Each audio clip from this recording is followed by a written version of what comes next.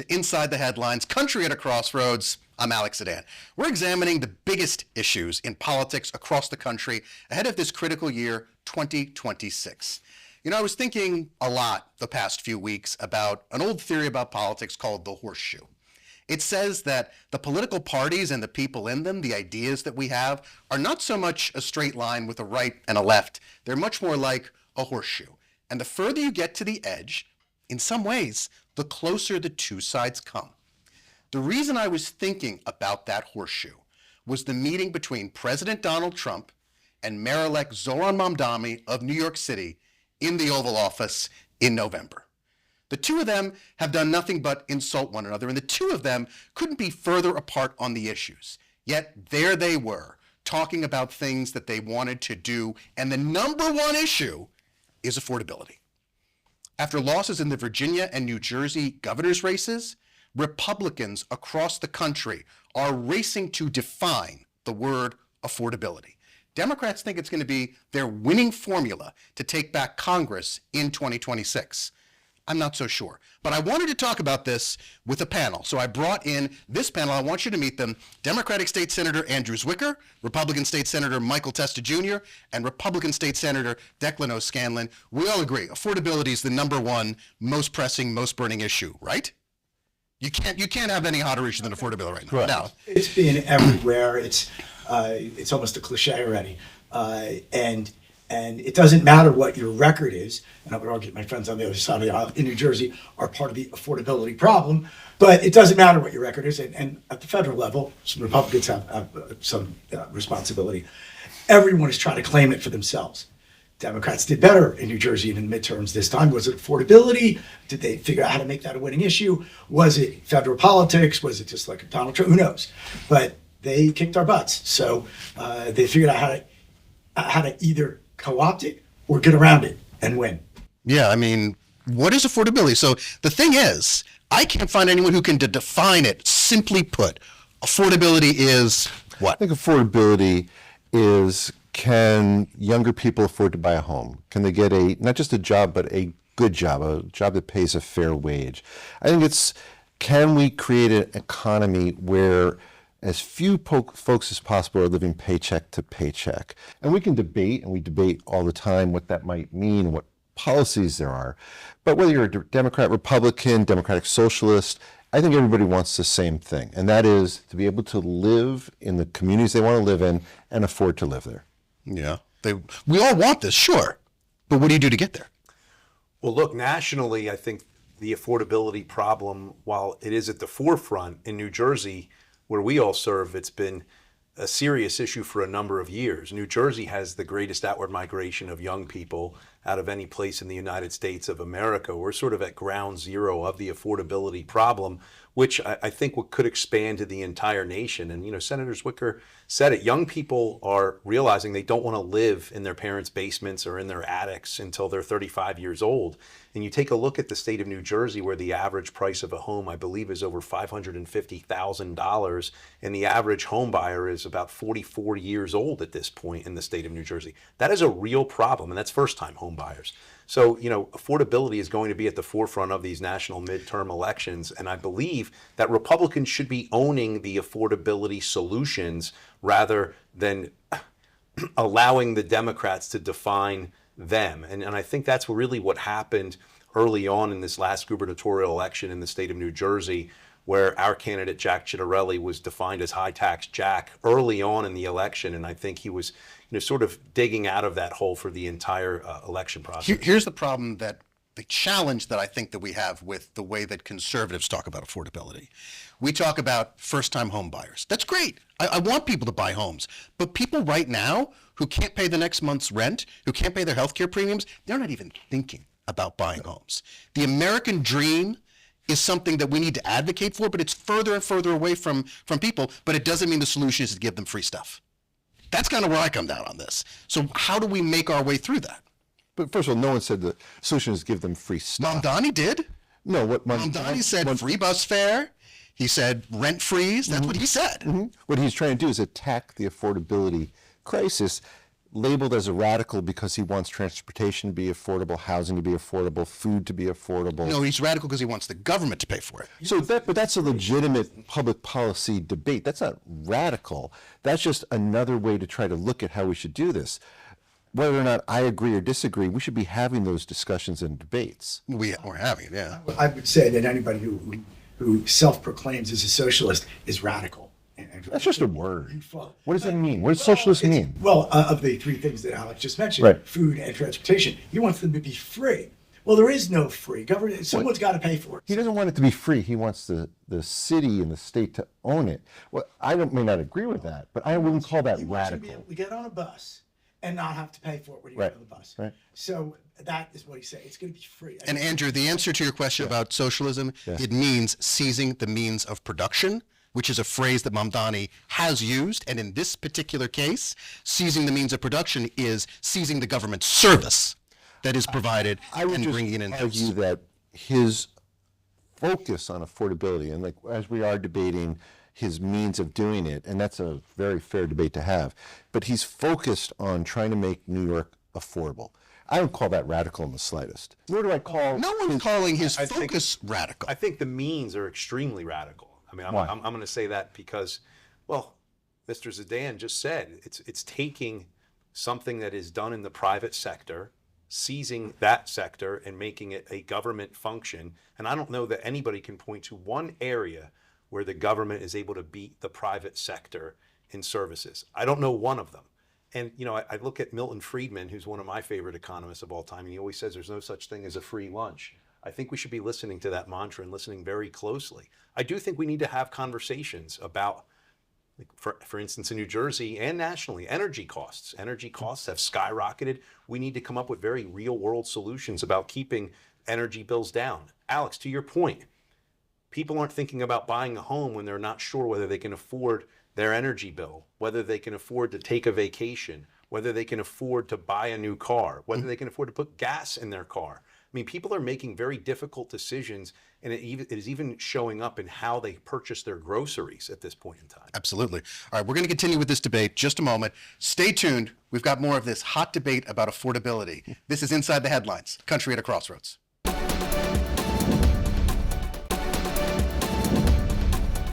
Welcome back to Inside the Headlines, Country at a Crossroads, for a debate on the affordability crisis and what should be done. What were you going to say before we went to break?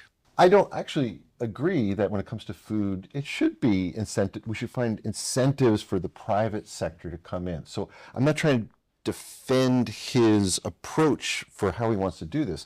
I was simply defending this, instantly calling him radical because he's hyper-focused on affordability. Sure. That's not why we're calling him radical. We're calling him radical because of things he said that are radical. Calling yourself a socialist, I would argue, is radical. I think Michael made that statement as well. I'm okay to debate these individual things. Let's debate the wisdom and feasibility of making mass transit free to some people that use it. Right. Again, I would say that it's not free. Someone's paying for all this. I think Republicans The taxpayer. focus more exactly. So hold on, Declan, let me ask you a question. Community colleges, right? Many states, including New Jersey, try to make it free for people of low economic means. Is that radical? That's not radical. What's That's a the policy- difference? That's a policy you could debate. Look, it's the difference is here you had Governor Murphy saying, let's make community colleges free. And we had the debate. And look, I think that Republicans won that debate because making something free, you have people without any skin in the game using it and then not really graduating. The graduation rates went down. So there's a lot of resources that are wasted and people spending some time on classes and then dropping out. You also have people of means who are taking advantage of this free stuff. And other taxpayers are picking up the bill who may be making less money than the people who are taking advantage of the free stuff. Fair debate. But saying blanket, we're going to make mass transit free, where I think everybody should have some skin in the game in most things. Yeah. You make it free, it's not valued very well. And look, let New York make mass transit free and see if you want your daughter getting on a bus. 6 months after it's made free, it's going to be a mess. Yeah. It's just speculation. Well, let's see what happens. I could say this about New Jersey Transit. Okay. People pay for New Jersey Transit. It's not free, and it's an abject disaster. right? I mean, they operate at $1 billion deficit. I don't see how anyone can make transit free. I mean, that's a nice idea to have, but it's completely utopian. And many times utopian ideas lead to dystopian results. And Andrew, you might be I'm on the side of conflating. Declan on this. You might be conflating one thing. What's that? Radical doesn't mean evil. I don't think Mamdani's evil. I think he's an idiot. There's a difference between them. Well, Radical doesn't mean just dismiss him out of hand. We can have these debates, but I still think he's an I idiot. think calling him an idiot is way too harsh. Is that radical? No, I mean, I think he's naive. It's just name calling, right? He's naive. He He's completely- ignited a political movement. People gravitated to him. Why? He's a good marketer. That's why. He's a very good salesman. And And we'll see, right? We'll and see to what the point happens. that we're all making here, people look for radical solutions when everything else has failed. People look for solutions that are. They always different, look for right? solutions. I They think the always word look for radical is just solutions. being overused here. Radical solutions when the system is failing them. The system is part of the problem. I think we can all agree that Democrat, Republican alike, so much discontent, systems are failing, and that's what we're really. And I'm certain that that's what you guys all get in your offices too, from people who are struggling. I read an article just yesterday called "The Kids Aren't All Right." Yeah.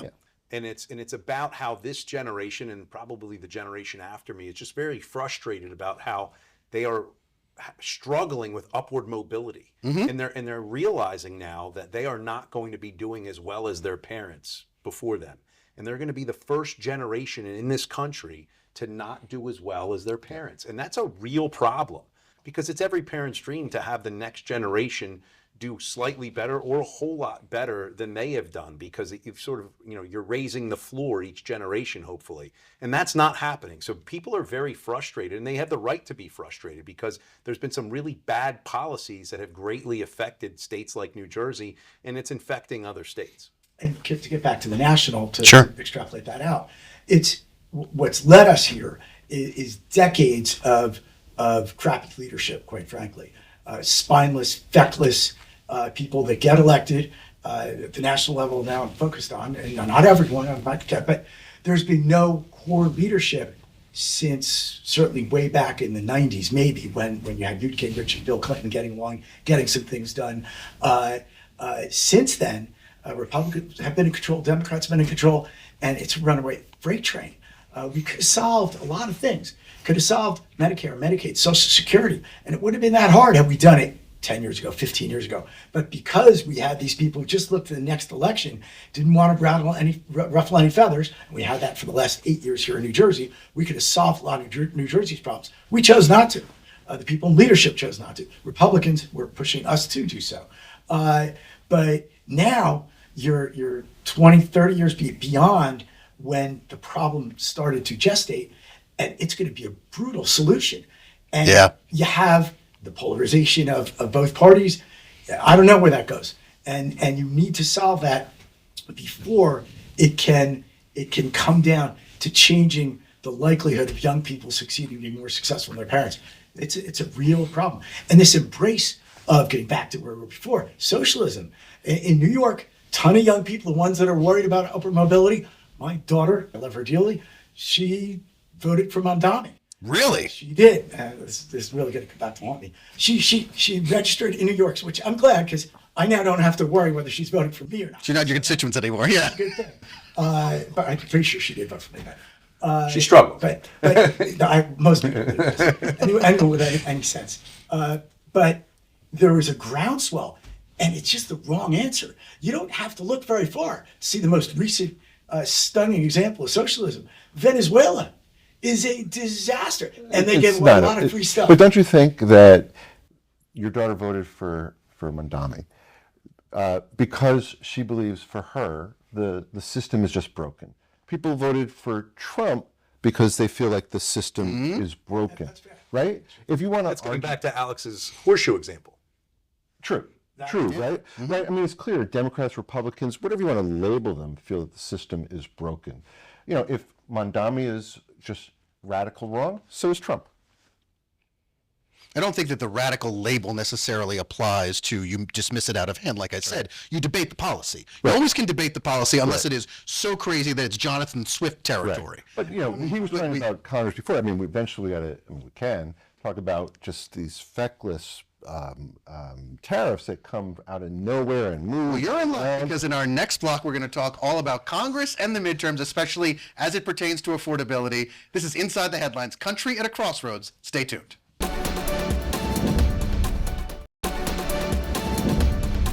Welcome back to Inside the Headlines, Country at a Crossroads. We're having a discussion on affordability, which is going to be a major issue in the 2026 midterms. Andrew, you were saying before we left that you wanted to talk about tariffs. I feel like tariffs are just a small piece of the affordability issue because no one else is really suggesting a solution other than throw money at the problem. And Republicans and Democrats just want to throw money in different areas.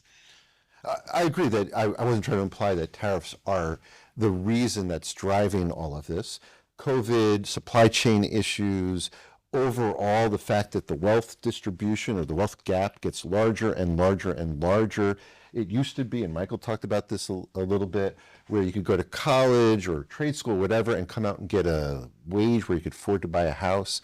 So I agree with Declan too. This is decades upon decades of both Democrat and Republican neglect that has forced us into a place now where it's just a crisis. And if you are someone who is running for Congress in 2026, you have to come at it with affordability solutions right out of the gate. And the number one thing has got to be healthcare.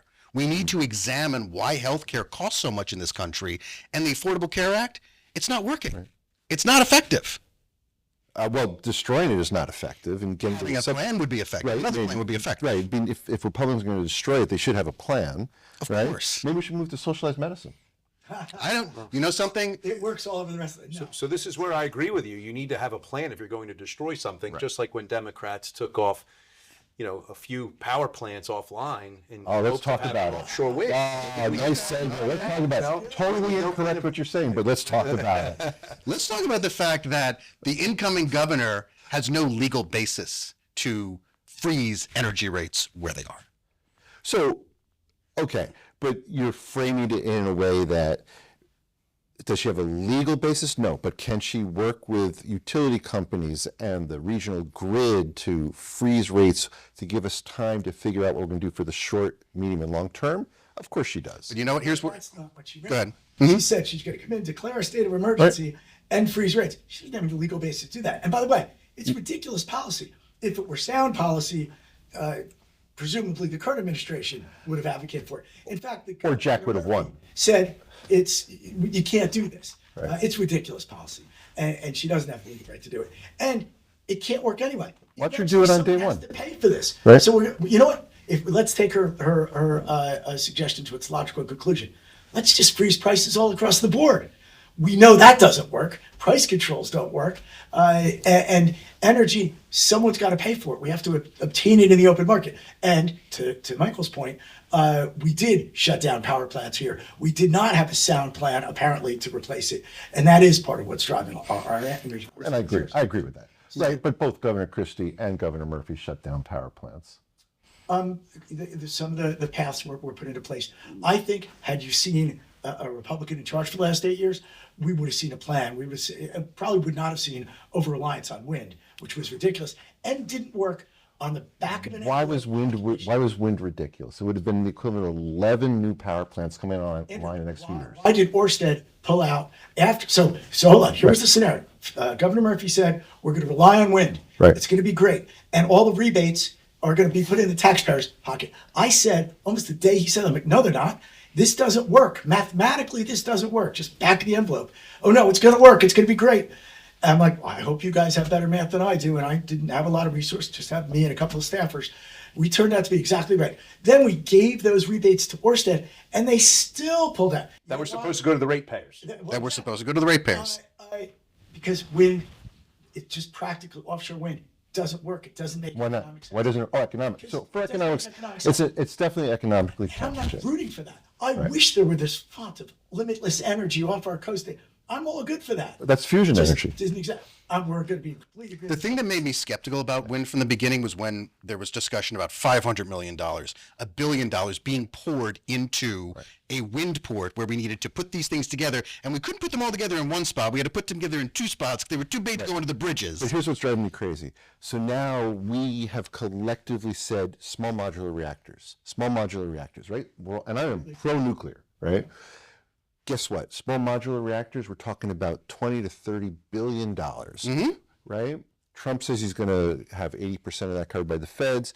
20% of $30 billion is a huge number. Yeah. So the issue isn't wind, it's that we as a body, whether it's the governor or us, didn't figure out and still haven't figured out how we are going to do affordable energy, whether it's nuclear or wind, whether it's gas. We can have all those debates, but we haven't solved that part of it. But isn't that the whole point of what we're talking about, though, that there should be great skepticism whenever an industry or a service says, yeah, we really need government to bankroll this? Shouldn't there be skepticism at the Yes beginning? and no, because all great technologies have started off since the end of World War II with government assistance. Tesla's Because still of the way that things are structured in this country, though, because of the That's what- grants, so- because of the universities. right? So either we have to redo that structure, will take a generation, or we have to accept the fact that new technologies often need that initial government influx of capital, but the return on investment is enormous. So you can look at human depends. genome. It can depend. It can we could pick depend. winners and losers. On wind. Wind- Sometimes, but Right, not always. right. But why did Trump shut down the New York project, which was basically almost built? It'd be ready to put money, of energy into the grid right away. And Trump is anti-wind, no question. Right. But I'm not familiar with the New York project and how much New York State money went into it. But here in New Jersey, Trump didn't kill the wind plan here. It fell in on of its own. Yeah. I agree. Mess. I do agree with that. And burden. Yeah. Costs. I agree. Yeah. And as far as it going nationally, obviously this isn't just limited to New Jersey and New York. We have this conglomerate called the PJM, right, which is 13 states. And here's where it gets interesting to me when we're buying energy off of a 13 multi-state grid, and we're talking about green energy, yet some of the energy that we're purchasing in states like New Jersey is generated from coal. So I have a real problem with the intellectual honesty of one party, typically the Democrat Party, saying that we have to go green, yet we're purchasing energy from probably the dirtiest source of energy production, and that's coal. And I know that there's been clean coal initiatives, but it's still the least clean of all of the available modalities. I mean, obviously we need an energy portfolio nationwide that relies on natural gas, nuclear. You and I talked about solar panels and battery storage, and I'm, co-chair of the manufacturing caucus. That's in a very serious bill that got passed and signed into law by Governor Murphy. Those are really smart solutions. I just don't understand why they weren't implemented 8 years ago. Yeah, 8 years ago in this state, but you talk about nationally as well. It's a great example, again, of the flaming lack of responsible long-term planning at the federal level. Our grid system is a disaster. Yeah. We should have been investing in that gradually over the past 20, 30 years. Well, yeah, especially the chance of an EMP attack, which is Exactly. horrifying. Yeah. And look, and there's all kinds of things you can do to the grid that wouldn't be all that hard, that shouldn't be hard to implement. We just haven't been able to figure out how to prioritize that. And what makes me uneasy, though, in the larger sense, is that no one has currently, Republican or Democrat, suggested a free market solution to the affordability crisis. Every single solution seems to have some degree of government intervention in it. And that makes me very uneasy. That makes me What's very the free market uneasy. solution? The free market solution is going to take time. And the problem is that people need affordability solutions right now, today. Also, and we started off talking federally, one of the issues, because I really like what Declan said in terms of, this could have been done if we had started a long time ago, right? But we know certainly in the House of Representatives, where they run for election every 2 years, where money is everywhere, where people, both parties, care more about getting reelected than trying to solve some of the difficult problems. I mean, the system is broken when you go to that level as well. Yeah. And I think that at the end of the day, the charge for all of us, whatever area of the political spectrum, whatever area of the horseshoe that we fall on, is to decide how much do we want government involved in the dollars and cents of our lives and our families' lives. But gentlemen, I want to thank you all very much for having this conversation. Senator Declan O'Scanlan, Senator Michael L. Testa Jr., Senator Andrew Zwicker. As for you, thanks so much for watching this intense and interesting debate on affordability. We talked it out, we fought it out, so you now can think it out. This has been Inside the Headlines. I'm Alex Zdan. Thanks for watching.